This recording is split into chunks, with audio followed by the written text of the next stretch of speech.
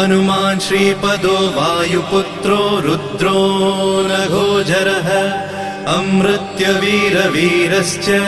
ग्रामवासो जनाश्रयः धनदो निर्गुणः शूरो वीरो निधिपतिर्मुनिः पिङ्गाक्षो वरदो वाग्मी सीताशोकविनाशकः शिवः शर्वपरो व्यक्तो व्यक्ताव्यक्तो धराधरः पिङ्गकेशः पिङ्गरोमा श्रुतिगम्यः सनातनः अनादिर्भगवान् देवो विश्वहेतुर्जनाश्रयः आरोग्यकर्ता विश्वेशो विश्वनाथो हरीश्वरः भर्गो रामो रामभक्तः कल्याणप्रकृतिस्थिरः विश्वम्भरो विश्वमूर्तिर्